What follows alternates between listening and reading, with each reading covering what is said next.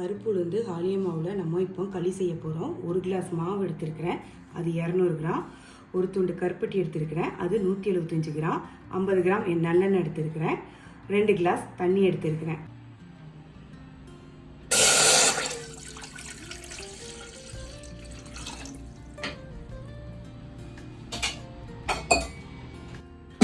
கருப்பட்டியை உள்ளே போட்டாச்சு. தண்ணி கொதித்த உடனே நம்ம ஃபில்ட்ரு பண்ணிவிட்டு களி மாவு போட்டு கிண்ட ஆரம்பிக்கலாம். கருப்பட்டி நல்லா கரைஞ்சிருச்சு, நம்ம இப்போ ஃபில்ட்ரு பண்ணிக்கலாம். கருப்பட்டியை ஃபில்ட்ரு பண்ணியாச்சு, நம்ம மாவு போட்டுக்கலாம்.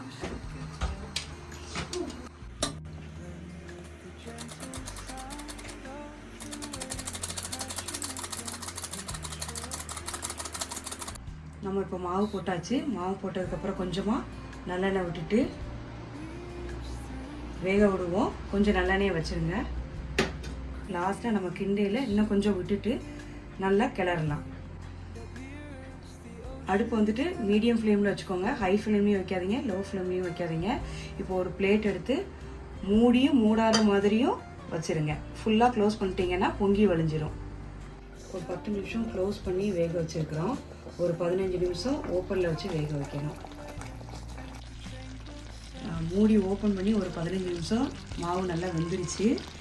நீங்கள் சைட்லலாம் பார்த்தீங்கன்னா ஒரு கிரேவி மாதிரி இருக்கும். இதுதான் களிக்கான பதம்.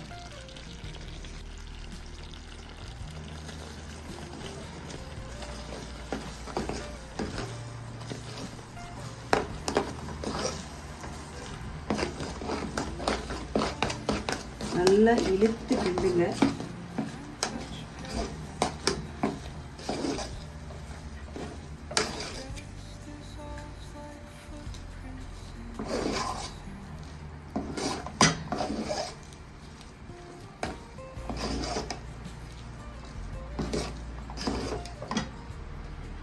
அப்புறம் எடுத்து வச்சிருந்த கொஞ்சம் நல்லெண்ணெயை விட்டுட்டு கிண்டுங்க.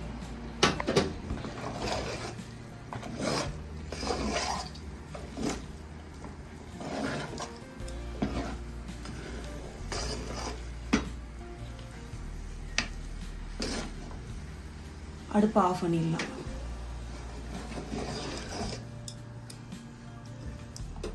களி கட்டி முட்டி இல்லாமல் இவ்வளோ அழகாக வந்திருக்குது பாருங்கள்.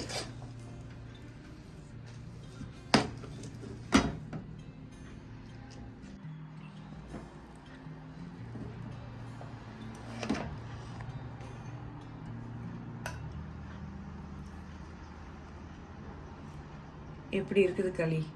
செஞ்சு பார்த்துட்டு மறுபடியும் ஆர்டர் பண்ணுறீங்க.